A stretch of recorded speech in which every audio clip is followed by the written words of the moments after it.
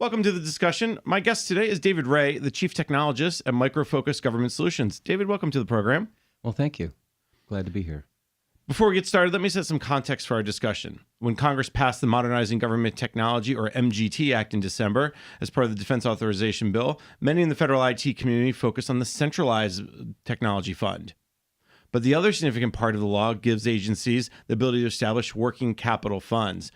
Under this section of the law, each agency can set up a working capital fund where they can reprogram or transfer funding for up to 3 years to modernize or retire legacy systems. Now, the idea of working capital funds is not new. The Office of Management and Budget said in 2017 that 17 agencies currently have working capital funds. For instance, the Commerce Department has a working capital fund at its headquarters, the Census Bureau, and the National Institutes of Standards and Technology. Additionally, EPA, GSA, Departments of Justice, Treasury, State, Labor, Treasury, and Interior all have working capital funds. But that's not going to stop agencies from go ahead and developing new ones to deal with the MGT Act. And in fact, they had until March 26 to tell OMB whether or not they were going to establish a new or existing working capital fund under the MGT Act. OMB laid out further requirements for working capital funds in its February guidance. OMB says it will oversee the fund and the IT investments it support, and agencies must report quarterly to OMB all IT investments that are being funded out of this working capital fund. So how should agencies go about making the best use of these working capital funds? What are some of the best approaches to find projects and savings to pay for these new modernization efforts? Well, that's where our guest comes in once again. My guest is David Ray, the Chief Technologist at Micro Focus Government Solutions. So, David, let me start. Instead of starting with MGT, let me just give you maybe 30 seconds. Micro Focus Government Solutions, we all think that's probably some small company no one's ever heard of, but give us the 30-second primer. Oh, absolutely. Well, we're actually a $4.5 billion IT management company, and we focus only on IT management. And we're the spinoff from or merger of the Heritage Hewlett-Packard Software Group with the Micro Focus Group as well. So pretty large entity in the IT space, and we intend to shape the market. Excellent. Well, I appreciate that. Just because I think sometimes we have guests on the show and we have their I'll call them more household names. So it's sometimes we want to make sure people know who we're talking to. So the MGT Act, the Working Capital Fund specifically, as I said in my introduction, there's a lot of expectation. In fact, from my perspective, in covering this for the last couple years around the build up to it, I thought the working capital funds had more potential than the centralized fund. Talk a little bit about why you think that the working capital funds have so much potential too. Sure. Well, one thing a lot of agencies may not realize is that they have to populate that fund as quickly as they can with cost savings. So it's the ability to reprogram is something that didn't exist with their normal working capital fund. So this is their opportunity, and they actually should urgently be working on this very quickly to do this now in the next budget cycle, because within the next couple of years, the budget cycles are going to be drastically reduced. And most of the departmental level and cabinet level agencies have goals to reduce that by their IT spend by as much as 20%. So if you're going to drive cost savings and reprogram that money in your working capital fund, you really should get started now, especially if you have investments that you want to choose. They're going to choose an ROI in 6 months or 8 months. You won't realize that cost till sometime in next year's budget year to be able to populate that. The second thing is you have to use your appropriated dollars to pay back the money you borrow. It's not paid back through directly through your savings. So that's something a lot of agencies may not realize. So you say get started now, but David, this is hard. This is just so hard. I can't get started now, right? So how should an agency get started? How should they pick the projects, and what's the first step besides hopefully as of last March they told OMB that they were going to establish a working capital fund? Well, that's a great point. I mean, a lot of agencies have been asking and requesting, especially the CIOs, money for IT modernization. But most of the money has been appropriated to mission programs and to critical mission areas. So the core foundational things that IT has really needed for some time have not been funded. So this is really their opportunity to put together a business case to ask for those funds for some of the critical projects they need. And they can also use those projects, if they pick the right ones, to generate those savings quickly. I think some of these things aren't necessarily IT efforts. They could be procurement or consolidating contracts to move your contracts to be a consumption-based contract, and then retiring and reducing contracts in which may have fixed levels and service levels and fixed payments on. So you can consolidate contracts as well as reduce application spend, consolidate applications. Some of the tougher things that for them to fund in the past, they can use the money for those things. I think that's a great point, that a lot of people think these are only IT projects, but really they are projects that maybe have an IT flavor to them, but not necessarily are moving something to the cloud or moving something from an old version of software to a new version of software. Is that something you think CIOs, based on your conversations with them, are getting their head around? I do. One of the things that there's a lot of misconceptions, and this is mainly with Congress and GSA and OMB. Oh, please is don't that blame Congress. They right. work so hard. I mean, Right. It's the business that wants IT to move to the cloud. If you talk to a lot of the CIOs, they want to modernize IT. They want to fix some of the inefficiencies they've had for quite some time. They want to put in better governance, risk, and compliance tools, and they want better visibility and transparency into IT so they can actually consolidate and reduce cost, as well as move to modern architectures. And for certain applications, they will leverage the cloud for those, but they don't want that decision to be made for them. But unfortunately, a lot of the drive and push to cloud has happened, on the business side, including on the commercial side as well as within government. So this is a wonderful opportunity for those CIOs to actually get funding for some of the things they've needed for quite some time. However, a lot of those efforts are about operational efficiency. When you modernize an architecture, it allows you to reduce unplanned work. It allows you to be more efficient. That doesn't necessarily save cost. And so one of the tricks with the working capital fund, with MGT, is to pick the projects that are actually going to reduce cost savings, not cost avoidance. They can have a balanced portfolio approach where they get to the cost efficiency, much needed IT modernization projects. But I would personally, if I was a CIO, I'd be getting started with cost savings, which are things like IT asset management, software asset management, because you can tie that directly to contracts that exist today in your organization. And when you reduce, for example, software, you're reducing the contract spend. It's very easy to identify savings. Whereas if you pick maybe a security type IT project that's going to save time on remediation or consolidate business processes, it's going to allow you to respond quicker to security, but it's very hard to identify true savings with that until you can show the cost avoidance in year 2 or year 3 and recoup those savings. And it's interesting because you bring up the fact that so much of IT modernization is really focused on this idea of cybersecurity.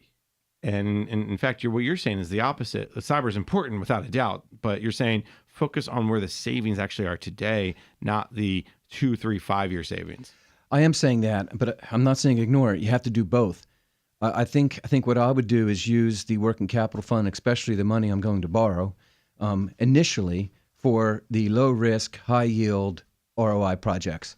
And then I would start funding with my cost savings the more complex, higher risk, tougher projects to identify cost savings. Now, you'd still have some cost avoidance in year 2 or year 3 that you could recap, but you only have 2 years before your budget's going to be reduced by 20% or so in most of these agencies. So that's the urgency. I mean, what do you get started with? So personally, I would get started with some of the non-sexy things in IT, as we discussed a little earlier. Let me put a finer point on this. What's interesting about the world we live in the federal market is that Congress or the White House can say, well, we're going to reduce your funding by X. But in the end, is that going to happen? It's not. I think there's been a lot of times over the years where the administration or Congress has cried wolf and there's been no wolf, meaning no budget cuts. So while the rationale to say we need to do it now because later on you may reduce funding, it makes sense. There's a bigger imperative as well than just what's going to happen in 2020 or 2021. Talk maybe a little bit about why the imperative today is so important beyond the potential for budget cuts. Sure. Well, you have to remember that most CIOs have been asking for funds for things for IT modernization that have not been funded. Year after year, the money goes to large missions and programs within the agencies. So in a lot of ways, this is their opportunity to have their own fund.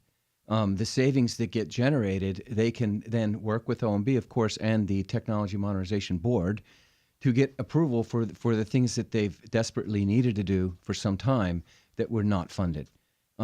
It's not just about security. It's really about governance, risk, and compliance.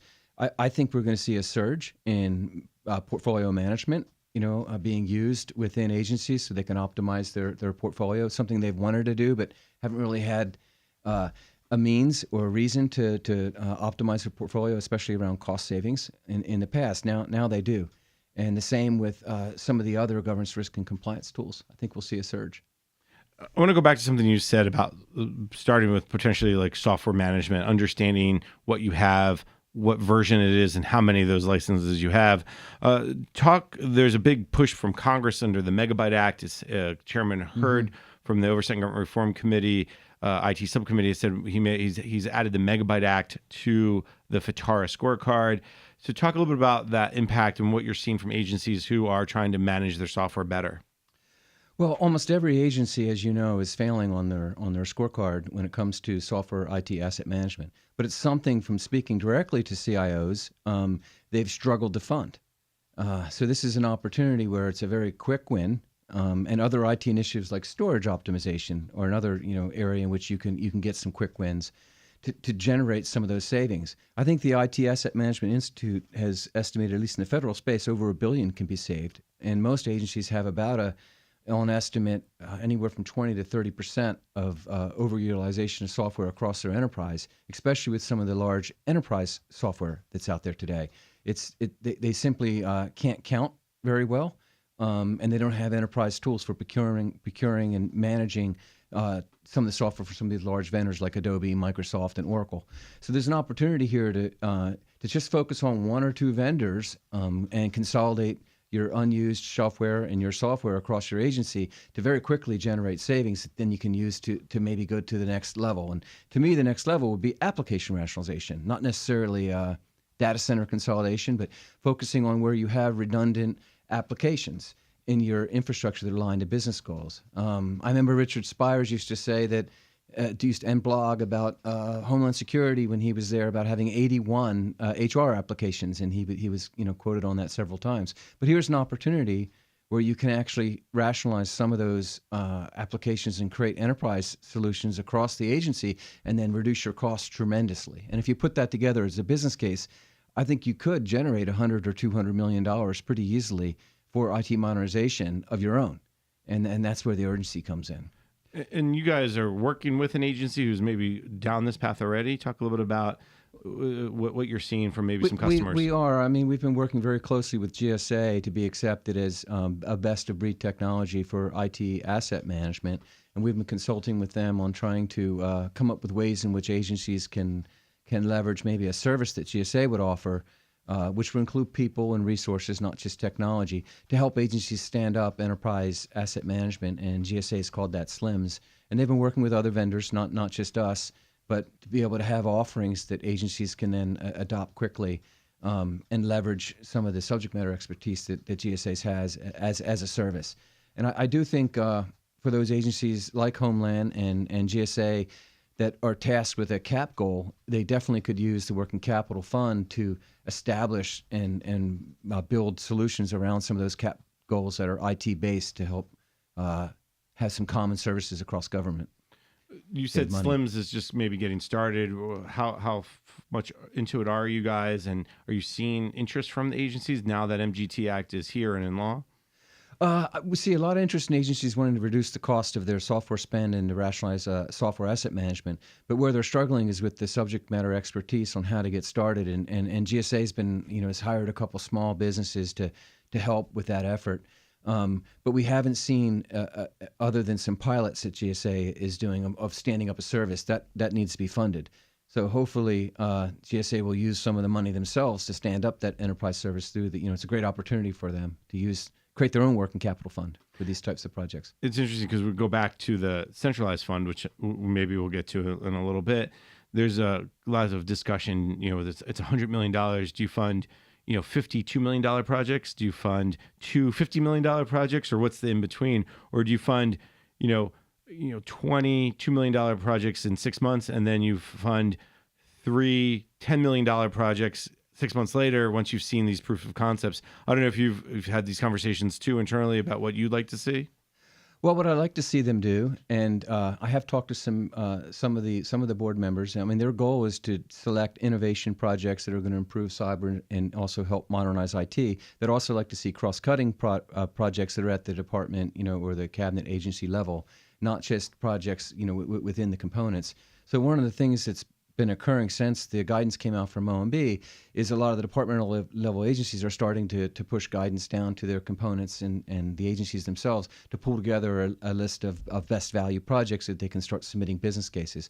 And I know there's several business cases that are already underway to request some of those funds.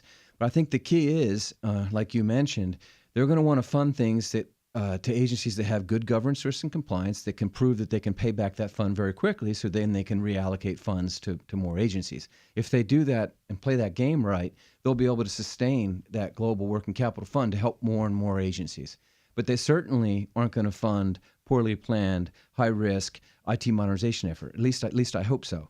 So you're going to want to make sure you have your governance, risk, and compliance plan in place, and that's where the portfolio management tools come in, or at least for the IT modernization efforts that you're going to propose. You want to make sure you have that plan before you get started, before you go in there and ask for the funds. All right, well, good advice. Let's take a quick break. You're listening to the panel discussion, Innovation in Government, sponsored by Carasoft on federalnewsradio.com and 1500 AM.